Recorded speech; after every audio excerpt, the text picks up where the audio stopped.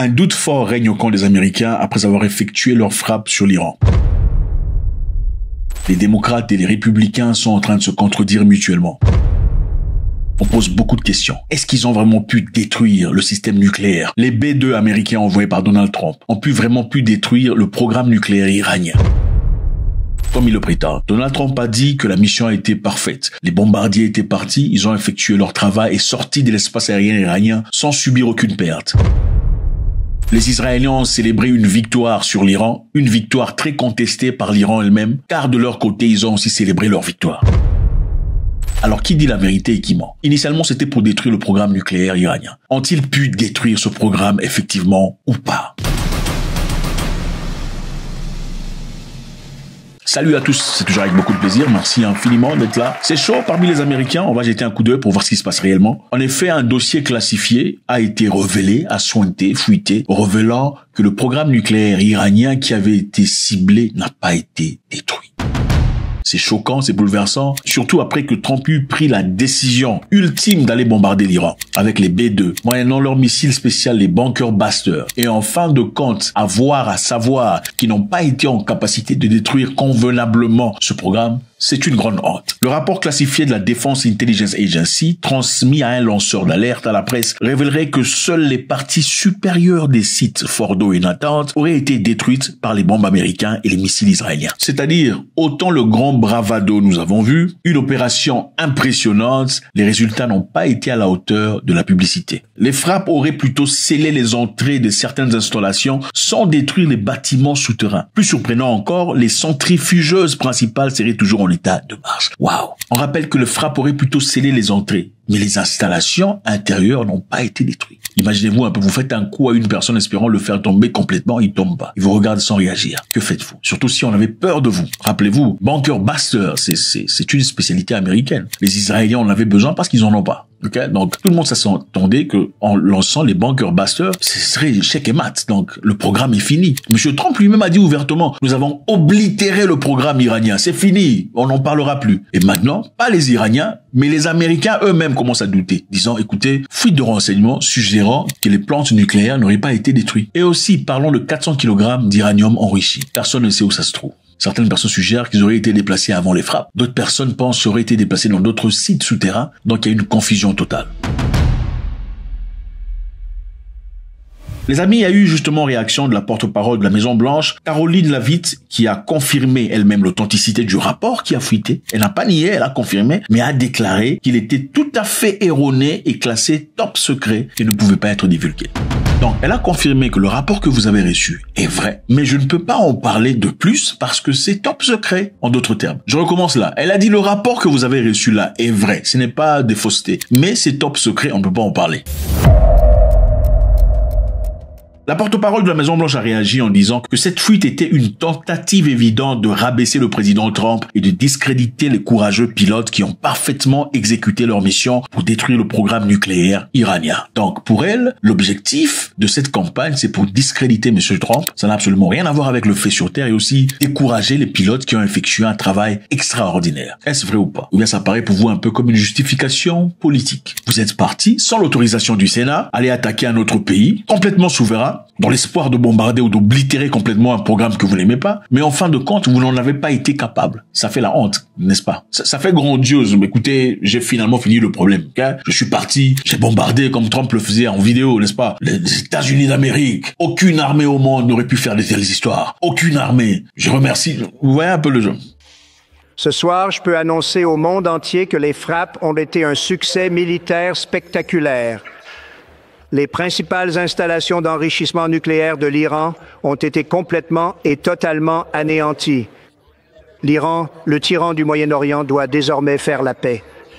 S'ils ne le font pas, les futures attaques seront bien plus importantes et beaucoup plus faciles.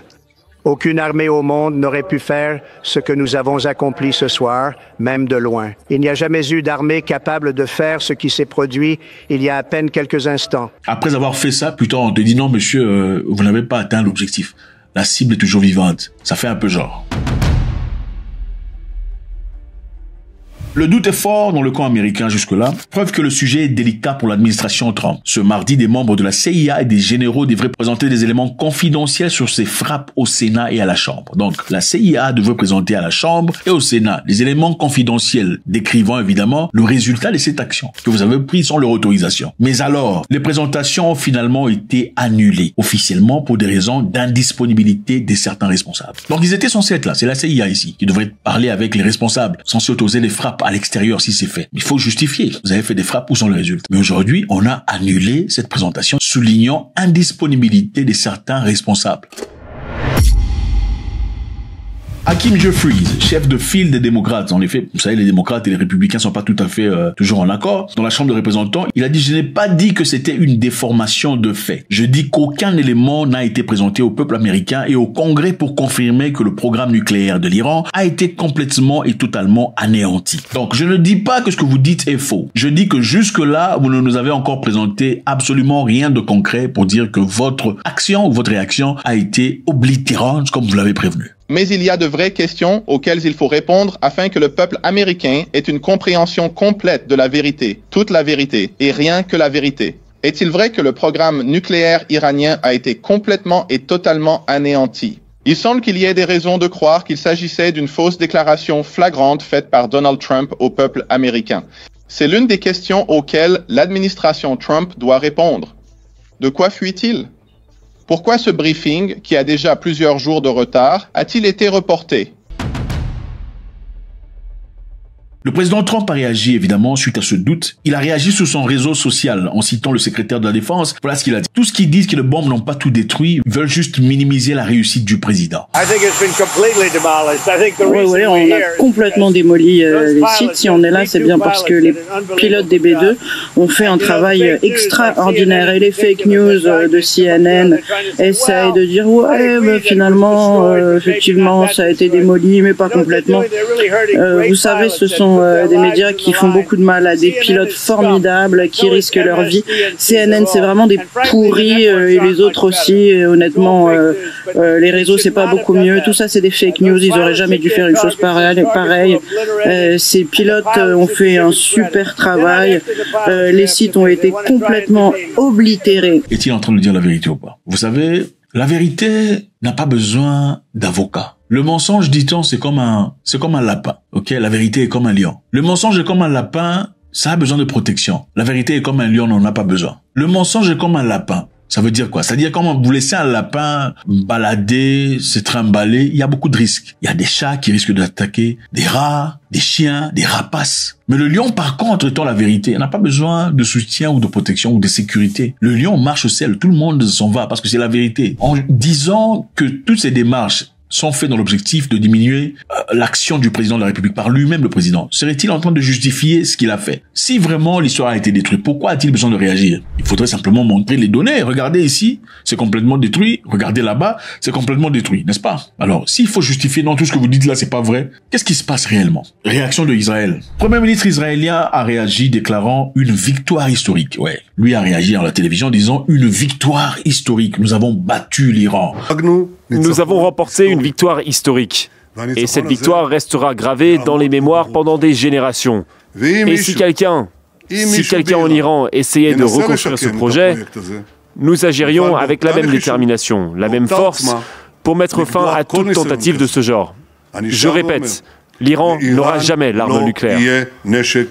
Malgré un rapport de service de renseignement américain concluant que les frappes américaines n'avaient retardé le programme nucléaire que de quelques mois. Souvenez-vous, l'attaque d'Israël ou la colère d'Israël était par rapport au programme nucléaire iranien, disant l'Iran ne peut en aucun cas avoir un programme iranien. Même si les Iraniens eux-mêmes se pensent légitimement souverains pour en avoir, Israël a fait cette attaque pour oblitérer, pour détruire le programme nucléaire iranien. Leur Premier ministre dit à la télévision, nous déclarons la victoire. Ont-ils vraiment reçu cette victoire en détruisant cette histoire? Même si les renseignements américains disent, on a pu, par ces attaques simplement, retarder le programme nucléaire de quelques mois, pas plus grand. Nous avons aussi tous vu que l'Iran et Israël ont pu parvenir à un cessez-le-feu mardi, mettant fin à 10 jours de frappes réciproques après que le président Donald Trump a rejoint le conflit en lançant des bombes anti-bunkers. Mais aussi, il y a eu une réaction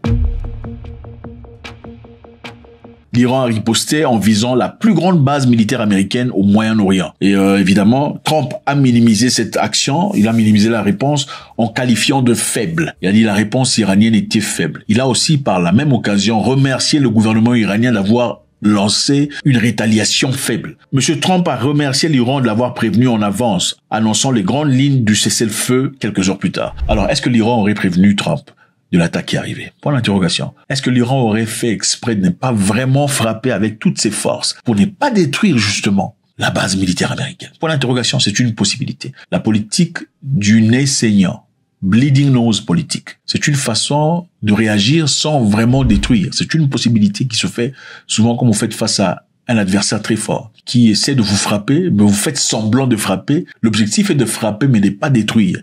Parce que si vous frappez dur et que ça détruit, là, ça pourrait engager des grandes forces. Là, vous allez à la guerre. Mais je peux frapper, faire semblant de frapper, ça passe. Mais pour sauver la face, le monde dise, ah, ok, regarde, il a aussi frappé en retour, même si ça n'a pas touché. Est-ce que l'Iran aurait fait ça par hasard? Peut-être. Dans l'objectif de dire, nous allons vous répondre, mais on ne veut pas la guerre. Ou bien, c'est une histoire totalement inventée par Donald Trump. Donald Trump a signalé en disant que l'Israël et l'Iran sont presque venus simultanément demander un cessez-le-feu. Mais l'Iran a réfuté et rejeté ce fait, disant c'est Trump qui est venu presque en suppliant qu'il y ait un cessez-le-feu entre les deux. Faites-moi savoir ce que vous en pensez. Est-ce que vous pensez qu'ils ont accompli leur mission? Les États-Unis et Israël, qu'ils ont accompli leur mission. Est-ce que vous pensez que cette histoire a ramené l'Iran à quelques semaines en arrière par rapport à son programme nucléaire? Est-ce que vous pensez que l'Iran a le droit d'avoir un programme nucléaire ou pas? Est-ce que vous pensez que la Russie a joué un rôle important ou un rôle déterminant dans cette histoire? Faites-moi savoir ce que vous en pensez. Je vous rappelle aussi que M. Vladimir Poutine a signalé, il a appelé personnellement, comme il l'a dit, le président américain, le premier ministre iranien, disant que le programme nucléaire que vous comptez attaquer, il s'y trouve des scientifiques et des savants russes qui sont en train de travailler en collaboration avec les Iraniens. Nos spécialistes travaillent à Bushehr. Il y a 250 personnes, plus celles en déplacement professionnel. Le nombre total peut atteindre 600 et nous ne partons pas. N'est-ce pas un soutien? Eh bien, l'Iran ne nous a pas demandé d'autre forme de soutien. C'est une façon subtile de dire, ne mettez pas nos humains à nous en danger parce que vous avez besoin de détruire ce programme. Il a répété le programme nucléaire que font, où sont engagés les Iraniens. C'est en collaboration avec des scientifiques russes. Donc, pendant que vous bombardez, faites attention. Vladimir Poutine, président russe, vient d'annoncer que les scientifiques russes sont au point de développer un vaccin contre le cancer, susceptible de révolutionner l'industrie de la santé et de changer la donne pour toujours. Vladimir Poutine s'exprimait dans une séance très intéressante, exprimant très ouvertement la possibilité très proche que les scientifiques russes développent le vaccin contre le cancer, un produit dont beaucoup de personnes attendent depuis très longtemps. Il a partagé cette avancée lors d'un forum à Moscou sur des technologies futures, exprimant l'espoir de leur utilisation efficace dans la thérapie individuelle. Je suis heureux d'accueillir les scientifiques russes et étrangers, les médecins et les représentants d'entreprises qui participent à cette rencontre. Nous sommes sur le point de créer des vaccins anticancéreux, y compris les vaccins anticancéreux dits DBLA, ainsi que des médicaments immunomodulateurs de nouvelle génération. Nous anticipons qu'ils seront bientôt utilisés efficacement en tant que thérapie personnalisée. Il y a certainement de nombreuses découvertes brillantes à venir et nous attendons avec impatience leur réalisation future. En 2023, nous avons créé cette plateforme pour discuter des solutions prometteuses émergentes et en cours de test, parfois même en avance sur leur temps, qui sont destinées à changer radicalement la forme des technologies futures. Parmi ces domaines en développement rapide, les avancées de pointe dans le domaine de la médecine occupent une place centrale. J'aimerais utiliser cette plateforme pour partager une vision holistique du développement de l'ensemble du système de soins de santé national, en répondant à des questions telles que les principes et les approches sur lesquelles nous allons construire notre travail, ainsi que les tâches sur lesquelles nous allons concentrer notre attention. Qu'est-ce que ça veut dire? C'est bouleversant, choquant, pour beaucoup de personnes en tout cas, c'est révolutionnaire. Qu'est-ce que Poutine veut relayer à travers cette histoire? C'est la continuité de la guerre. La guerre, en effet, n'est pas seulement militaire. Armement, missiles, explosions. La guerre, c'est aussi intellectuel. La guerre est aussi médicale. La guerre est aussi en termes de développement d'industrie. Nous savons que les entreprises occidentales se font beaucoup d'argent à travers des traitements de cancer et tout ce qui est lié au cancer. Beaucoup d'argent. Cette industrie vaut 100 milliards de dollars par an. 100 milliards. Qu'est-ce que Poutine essaie de passer comme message dans cette histoire? On le découvrira très vite. Grâce à l'ARN messager, on peut immuniser des millions de personnes contre des agents pathogènes rapidement et à relativement peu de frais. Poutine a déclaré « Nous sommes très près de la création de ce qu'on appelle vaccin contre le cancer et les médicaments d'une nouvelle génération. J'espère qu'ils seront bientôt utilisés efficacement comme méthode de thérapie individuelle. » Ça, c'est une compétition titanesque.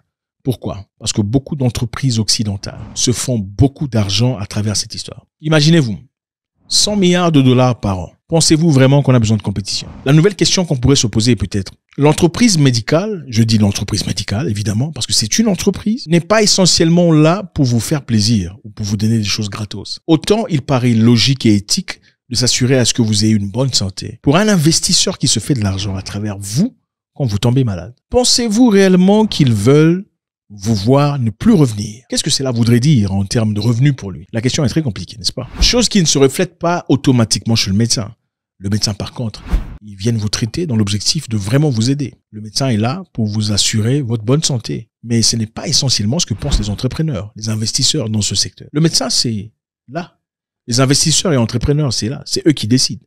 C'est eux qui imposent leurs choix. Divers pays et entreprises, dont le gouvernement britannique et les sociétés allemandes, inclus BioNTech, travaillent activement sur des vaccins contre le cancer. L'accord du gouvernement britannique avec BioNTech vise à lancer des essais cliniques pour des traitements personnalisés contre le cancer, bénéficiant potentiellement 10 000 personnes, c'est-à-dire essais cliniques pour les patients jusqu'en 2030. L'Allemagne, l'Angleterre et quelques entreprises se disent « Nous allons disponibiliser des essais. Nous allons commencer les essais jusqu'en 2030 pour finalement dire si c'est vraiment effectif, efficace et enfin décider à quel prix on va vendre notre histoire. » Les Russes vous disent très ouvertement « Écoutez, nous sommes presque prêts. » Donc, attendez-vous à tout très bientôt. Je tiens à souligner que la coopération entre la communauté médicale, la science et l'État est devenue une priorité nationale, en particulier avec le programme de lutte contre le cancer lancé en 2019. Au cours des 5 dernières années, plus de 500 centres ont été créés dans tout le pays.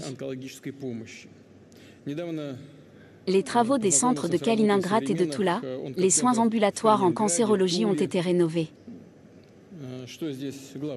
Qu'est-ce qui est important ici? Les gens qui y vivent. Et c'est particulièrement vrai à Kaliningrad.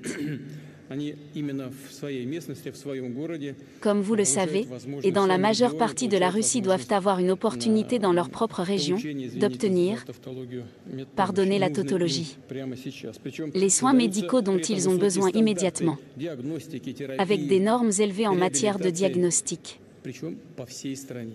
Des thérapies de réadaptation dans tout le pays.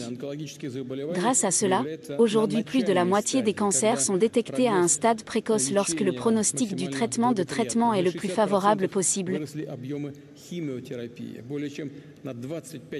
La chimiothérapie a augmenté de 60%, plus de 25% de radiothérapie en plus depuis 2020, les protonthérapies sur les réalisations de notre science pharmaceutique. La médecine nucléaire, je reviendrai certainement sur ce point. Et je dirai quelques mots sur chacun de ces domaines séparément, bien sûr. Et ce que je considère comme extrêmement important. Les bases créées permettent déjà de réduire le taux de mortalité. De réduire le taux de mortalité des maladies oncologiques. Pourquoi c'est une guerre? On va essayer de voir très rapidement. Le cancer est une maladie qui ne fait pas de discrimination entre hommes ou femmes, riches ou pauvres, célébrités ou anonymes. Il s'agit de la deuxième cause de mortalité dans le monde. L'industrie de cancer se fait 100 milliards de dollars. 100 milliards de dollars en termes de traitement qui ne réussit pas toujours. Parce que vous savez, généralement, quand une personne est atteinte de cancer, c'est peut-être le temps de faire ses au revoir. La République démocratique du Congo, par exemple, est peuplée de plus de 80 millions d'habitants. Des études montrent que dans le pays, 44% des décès enregistrés à l'hôpital seraient dus au cancer. Nous le savons.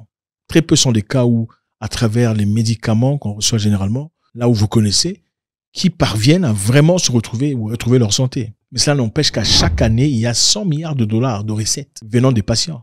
Des gens qui probablement ne reviendront plus jamais. En Suisse, c'est la première cause de mortalité chez les jeunes femmes de 25 à 34 ans. C'est aussi le premier tueur dans la population de 55 à 74 ans. Alors pensez-vous que ces personnes, ceux qui se font beaucoup d'argent, ont besoin de compétition? Surtout venant d'une personne qui mettra le prix potentiellement à un niveau plus bas? Pas du tout. Les géants scientifiques Moderna et Merck développent un vaccin expérimental contre le cancer montrant des résultats prometteurs. Bah écoutez, prometteur, c'est un truc qu'on répète très souvent. Hein. Prometteur, on a quelque chose de prometteur. Ça fait combien de temps qu'on a entendu parler d'une histoire prometteur contre le VIH, prometteur contre cette histoire, toujours prometteur. Mais jamais ou très rarement des choses concrètes, que maintenant nous avons quelque chose.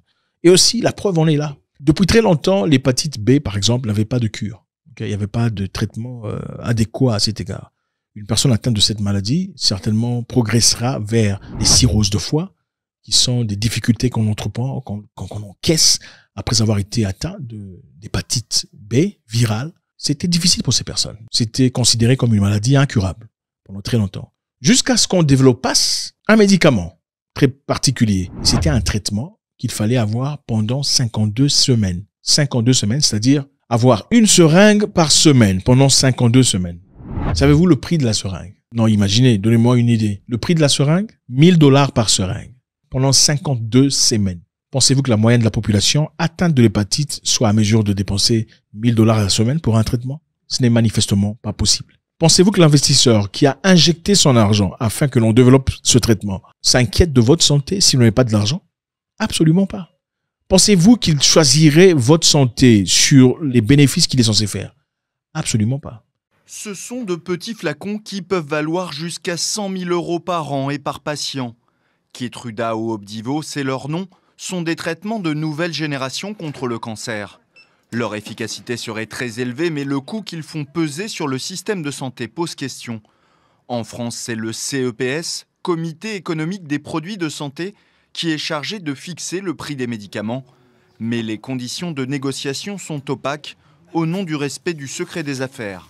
Après plusieurs temps, il y a eu beaucoup de difficultés. Ils ont essayé de réduire le prix, à donner un traitement générique. Et ce traitement générique revient à combien? Ils espéraient pouvoir aider les pauvres. Ce traitement générique coûte $24 000. C'est toujours, d'après moi, hors de prix pour la moyenne de personnes. Maintenant, la Russie promet aussi de faire un développement sur l'hépatite B.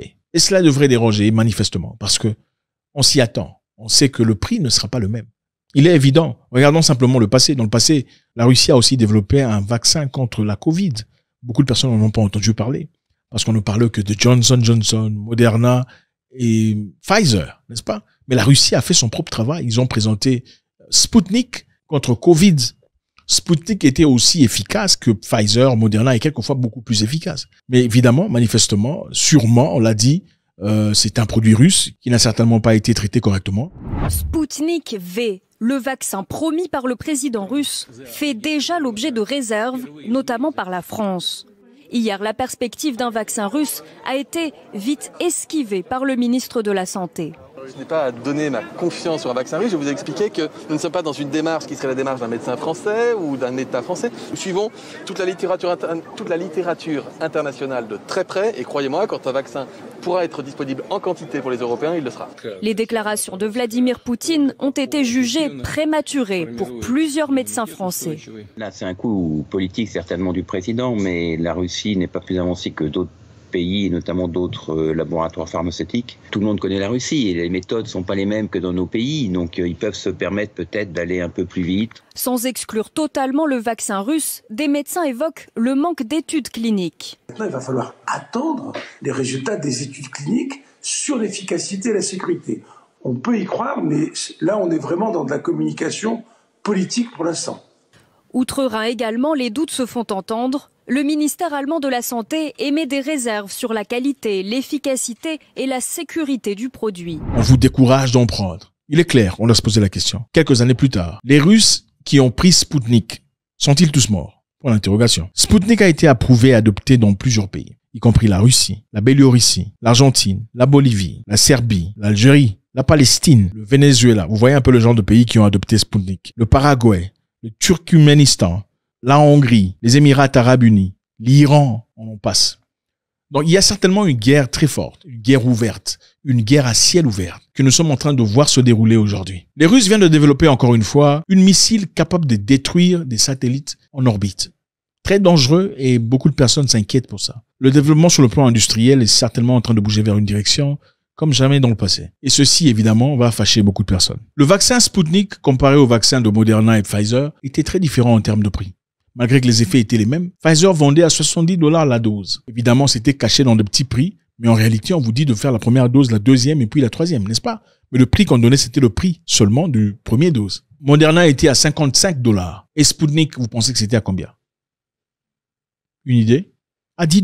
Donc il est clair que c'est une guerre qui vient de commencer. Je souhaiterais savoir ce que vous en pensez. Qu'est-ce que vous en pensez? Est-ce une technique ou une stratégie de guerre totale? Est-il en train de chercher, Vladimir Poutine, un moyen d'ébranler totalement les finances, les industries, les capacités des pays occidentaux? Parce que nous savons que ces entreprises payent des taxes dans leur pays, donnant ainsi la capacité du pays à progresser, à avancer, à fournir. Nous savons que ces entreprises renvoient l'ascenseur à beaucoup de politiciens. Donc ils sont tous à chaque escalier en train de manger. Maintenant, pour une personne rationnelle, pensez-vous qu'il choisirait un traitement beaucoup plus cher et un traitement moins cher, qui prouve les mêmes effets positifs chez le patient? Faites-moi savoir ce que vous en pensez.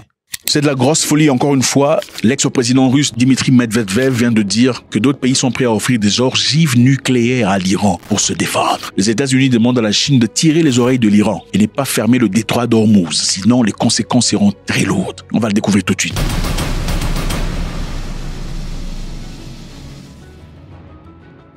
Salut à tous les amis, c'est toujours avec beaucoup de plaisir. Merci infiniment d'être là. Avant de commencer, on va tous faire ça. Faites ça s'il vous plaît, ça ne vous coûte rien, ça nous fait du bien. Ok, c'est brûlant, c'est chaud, on va faire très rapidement. Question de savoir ce qui se passe un tout petit peu.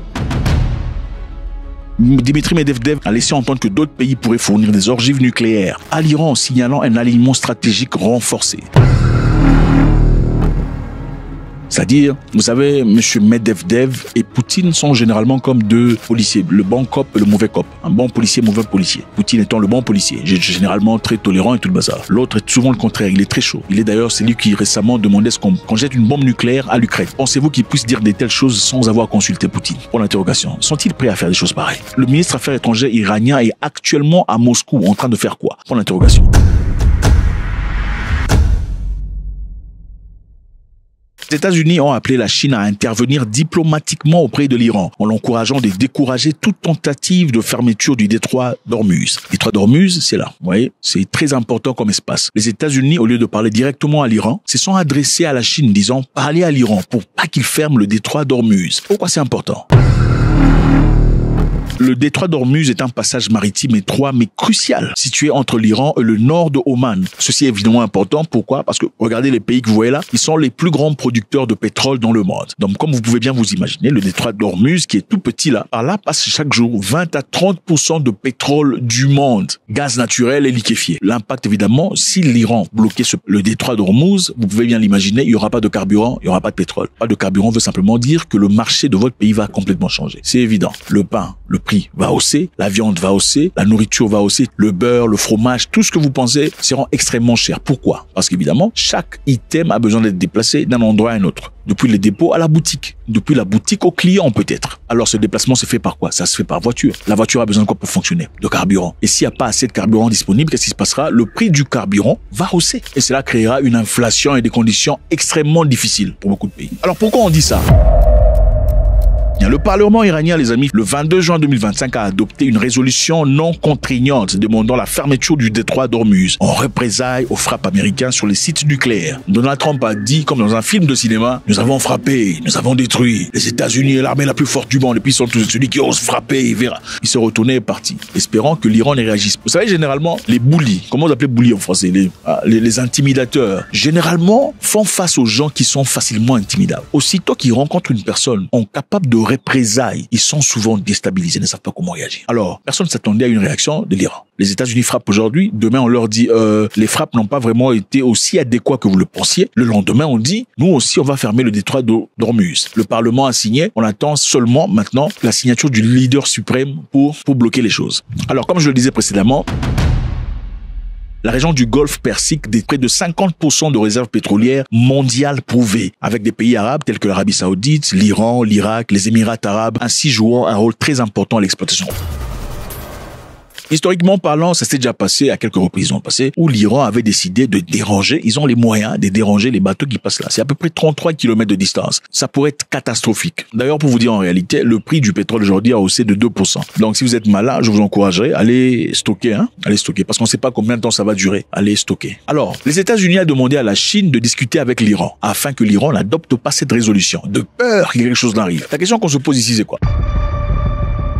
Pourquoi les Américains s'adresseraient-ils à la Chine? Ils sont forts. Ils devraient simplement dire à l'Iran, écoute, on te donne 2 jours d'ouvrir, sinon on détruit. Mais ils se sentent dans l'obligation de dire à la Chine de parler à l'Iran. Pourquoi la Chine n'est pas la Russie, par exemple? La Chine est le principal acheteur du pétrole iranien en dépit des sanctions occidentales. Donc depuis 25 ans, on sait, les Chinois, contrairement aux petits pays qui ne peuvent pas acheter le pétrole iranien de peur d'être sanctionnés par les États-Unis d'Amérique, est évidemment le plus grand trader. Et avec ça, ce niveau de respect, vous voyez, la force est très importante. Il faut être sage, mais il faut être fort. Il faut être généreux, gentil, câlin, mais il faut être fort d'abord. Si un autre pays ose acheter le pétrole iranien, il a des problèmes avec les États-Unis. Mais la Chine peut le faire. Ils ne feront rien. Vous voyez pourquoi la force est importante? Il ne suffit pas de prier, il faut être en capacité de destruction. On doit avoir peur de votre capacité de détruire. Écoutez, le monde appartient aux forts. Point barre. Il n'y a pas de justice, ça n'existe pas. Oh la justice, c'est à moi. Ce n'est pas à toi tant que tu n'es pas fort.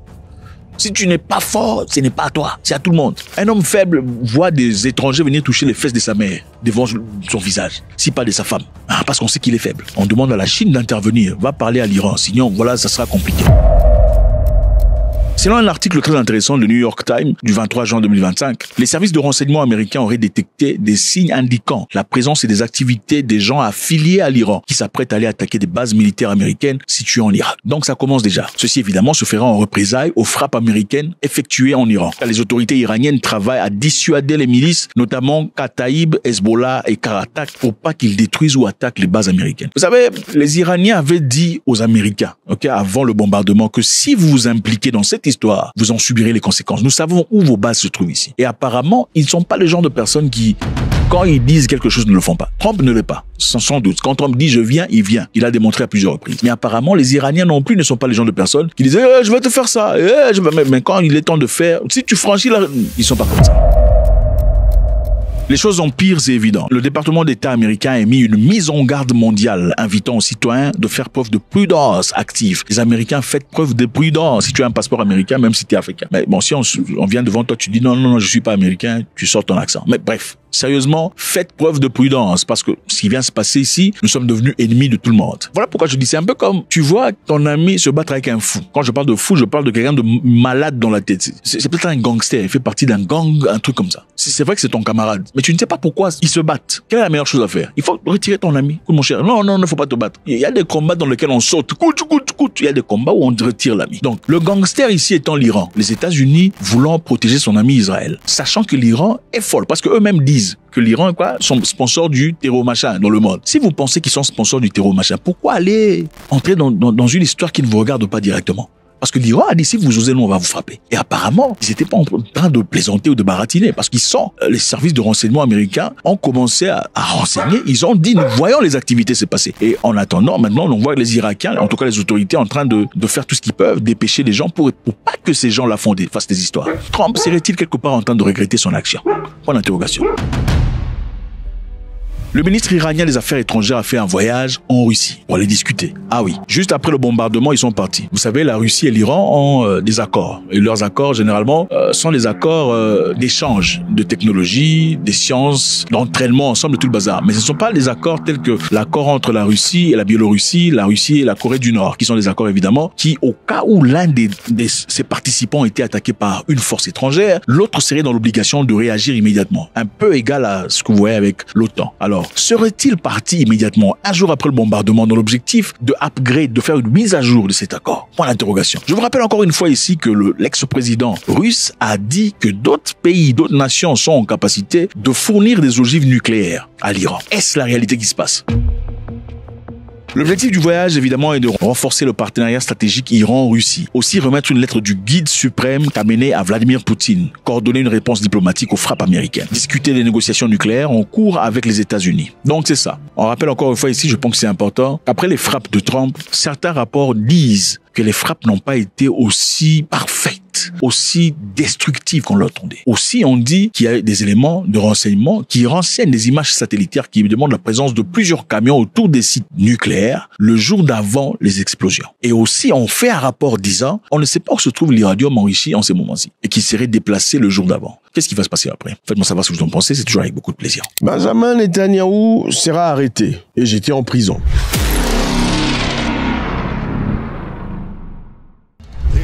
La décision antisémite du tribunal international de La Haye est un procès Dreyfus moderne qui se terminera de la même manière. Il y a 130 ans, l'officier juif français Alfred Dreyfus a été accusé à tort de trahison par un tribunal français partial.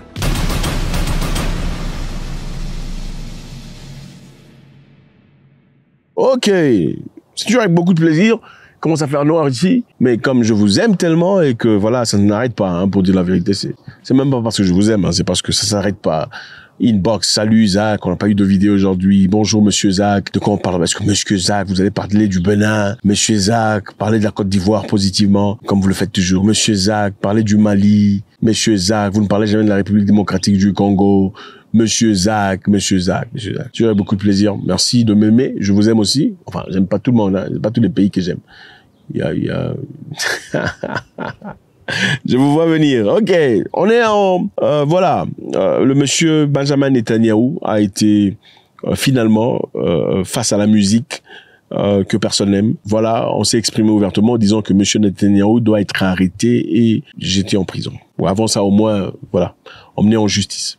Ce sont des choses que personne n'attendait, des choses que personne n'estimait possibles, n'est-ce pas? La ICC l'a dit, c'est-à-dire, on s'est exprimé ouvertement. Je peux également confirmer aujourd'hui que j'ai des motifs raisonnables de croire, sur la base des preuves recueillies et examinées par mon bureau, que le Premier ministre israélien Benjamin Netanyahou et le ministre israélien de la Défense Yoav Gallant portent la responsabilité pénale des crimes de guerre et des crimes contre l'humanité suivants, commis sur le territoire de l'État de Palestine à partir du 8 octobre 2023. Joseph Borrell, qui est le représentant numéro 1 de l'Union européenne, dans ce domaine-là, l'a dit ouvertement. Suivez.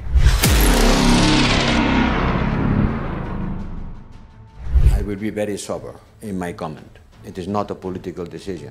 It is a decision of the International Court of Justice. And the decision of the court has to be respected and implemented. Regardez-la très attentivement. Il est en train d'aplatir le terrain pour dire ce qu'il a à dire. C'est-à-dire, excusez-moi, je voudrais que vous me compreniez bien. Il essaye de ne pas dire ce qu'il ne faut pas dire. Parce qu'évidemment, on a réalisé qu'avec le temps, c'est pas à tout le monde qu'on s'adresse, hein. On peut critiquer, mais on ne critique pas tout le monde. C'est malheureusement ça la vérité. Monsieur Joseph Borrell comprend très bien le système. Voilà pourquoi il doit dire les choses très simplement et de manière le plus neutre possible. Suivez. So I take note of the decision of the International Criminal Court to issue arrest warrants from Prime Minister Netanyahu, the former Minister of Defense Mr. Gallant, and the Hamas leaders, Dave. This decision is a binding decision, and all states, parties of the court, which include all members of the European Union, are binding to implement this court decision. Et si vous remarquez, l'ICC n'a pas seulement donné de mandat d'arrêt à M. Netanyahou, il a fallu aussi donner un mandat d'arrêt à M. Mohamed Defi pour crimes de guerre et autres personnages à Gaza et parmi Hezbollah. Pourquoi? Évidemment, ils sont coupables. Numéro 2, sont-ils peut-être pas coupables, mais doivent être cités, sinon ça donnerait l'impression qu'on condamne Israël. Sont-ils coupables? Voilà pourquoi ils méritent de faire partie de la liste. Ou ne sont peut-être pas coupables? Il fallait trouver des gens pour équilibrer la notion. Point d'interrogation. Parce qu'encore une fois, on ne peut pas dire n'importe quoi quand il s'agit de certaines personnes, de certaines personnalités, de certaines nations. C'est comme ça dans la vie.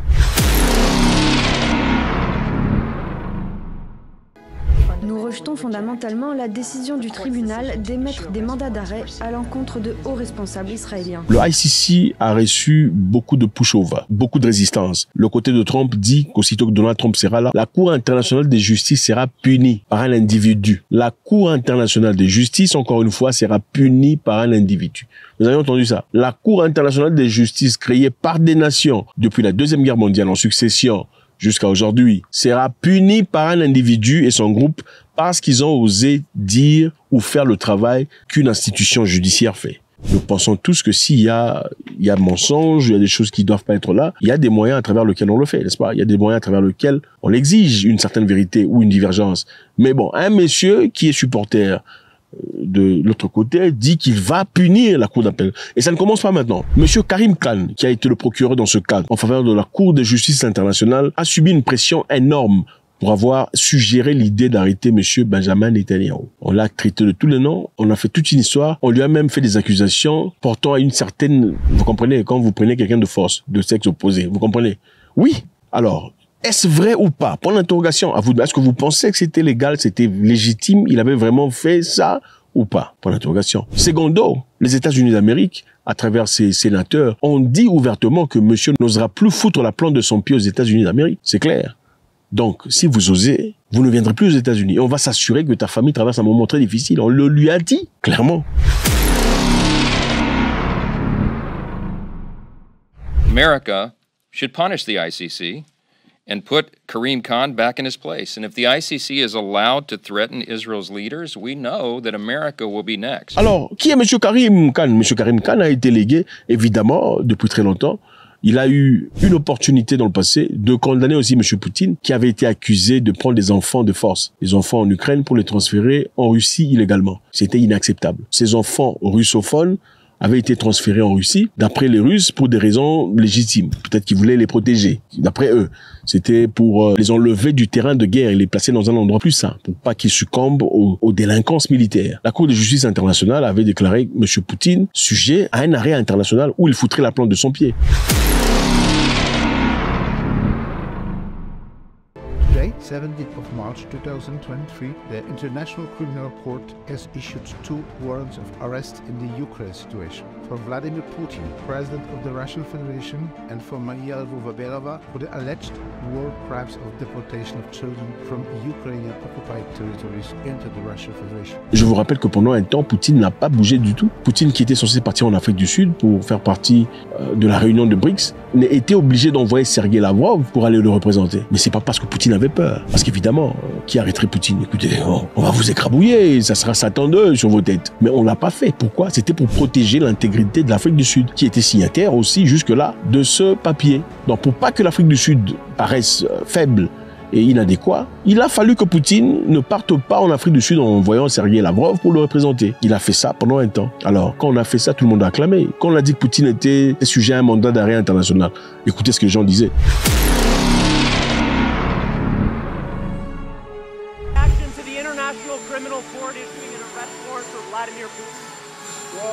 Justified it, but the question is, it's not recognized internationally by us either. But I think it makes a very strong point.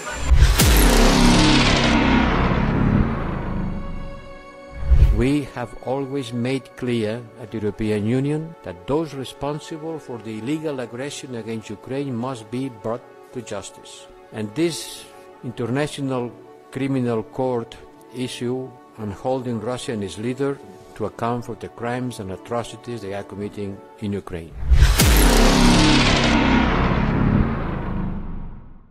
It is so important that ICC should arrest warrant to President Putin with suspicions in this terrible war crime of children deportations. A special tribunal should be established without delay, and EU needs to play the leading role in implementing what this parliament is demanding. Justice is coming, Mr. Putin. Tout le monde était content, tout le monde était joyeux, manifestement. Parce que c'est Poutine, en fin de compte. On l'aime pas. Okay? Comme on l'aime pas, il peut partir les griller en prison. Mais bon, ne dit-on pas que la loi n'a pas de couleur.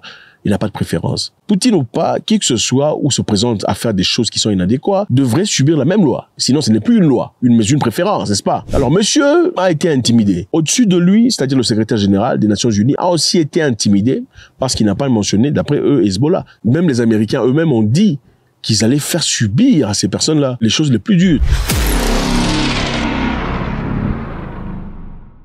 La Cour pénale internationale a outrepassé son autorité et créé un dangereux précédent après ses demandes de mandat d'arrêt contre le Premier ministre israélien Netanyahou et le ministre israélien de la Défense, Gallant, aux côtés des terroristes du Hamas. Je veux être très clair, les arguments contre Israël sont sans aucun fondement. Selon le texte proposé, toute personne ayant offert une assistance financière, matérielle ou technologique au tribunal sera sanctionnée. D'autre part, il est essentiel de se rappeler qu'à la Genèse, c'était l'Afrique du Sud qui est partie porter plainte contre Israël sur ce qui se passait à Gaza. Et je vous rappelle ici que l'Afrique du Sud était partie seule. Il n'y avait aucun soutien d'un seul pays africain. Bon, il faut dire un seul pays quand même. C'était le président Harare de Namibie qui a soutenu l'Afrique du Sud. L'Afrique du Sud évoque la Nakba du peuple palestinien, conséquence de la colonisation israélienne qui a débuté en 1948 et qui a entraîné la dépossession, le déplacement et la fragmentation systématique et forcée du peuple palestinien, la privant de son droit internationalement reconnu et inaliénable à l'autodétermination et du droit internationalement reconnu des réfugiés à rentrer dans leurs villes et villages. C'était la seule personne. Bon, en attendant, il y avait le président kenyan, le président congolais, le président tous les Africains soutenaient, enfin, c'est quand même intéressant pour des pays qui traversent des moments difficiles, qui sont prétendument agressés, mais qui soutiennent, enfin, bref, continuons, les agressions, enfin, continuons, c'est pas, donc, c'est pour dire qu'il est essentiel de se rappeler que l'Afrique du Sud a joué un rôle très important, un rôle capital, en se levant, contrairement à toutes les pensées que toutes les personnes pensaient, ils sont partis montrer leur désarroi et leur désintéressement sur ce qui se passait. Parce que Nelson Mandela et Yasser Arafat étaient des gens très proches. Et l'Afrique du Sud a sa doctrine selon laquelle, aussi longtemps que la Palestine ne sera pas libre, ils ne peuvent pas se considérer totalement libres. Alors, qui va arrêter Benjamin Netanyahou? Point d'interrogation. Qui aura le courage? Fera-t-il un voyage pour défier tout le monde? Pour montrer que vous ne faites rien contre moi? Vous n'avez pas le pouvoir. Qui défiera? Ils ont la capacité nucléaire, ils ont aussi les États-Unis derrière eux. Est-ce que ça veut dire, si personne ne l'arrête dans ce cas, que la Cour de justice internationale, la Cour machin histoire, c'est du boba, c'est du n'importe quoi, il faut fermer les portes? Ou bien il y a des gens supérieurs, il y a une justice pour vous et une justice pour nous? Alors, pourquoi ont-ils été condamnés? Parce qu'on a estimé que ce qu'ils ont fait était fait consciemment et que parmi les gens qui ont subi les conséquences, il y a eu des enfants, des vieillards et les autres. Ils ont aussi pensé qu'ils ont sciemment bloqué accès à la nourriture, c'est-à-dire ils ont affamé des gens, chose qui est inacceptable. Et bon, il est vrai que tu peux affamer des gens qui sont méchants, mais en affamant des gens qui sont méchants, on risque aussi d'affamer des enfants, des femmes enceintes et des vieillards. Et c'est la raison pour laquelle le ICC se levait aujourd'hui pour ça. Alors vous pensez que Joseph Borrell parle aujourd'hui comme ça, c'est pour essayer de donner une certaine signification et un respect à cette cour de justice. Sinon, ça sera une institution de pacotille. Vrai ou faux? Faites-moi savoir ce que vous en pensez, c'est toujours avec beaucoup de plaisir. Est-ce qu'on va l'arrêter ou pas? God bless.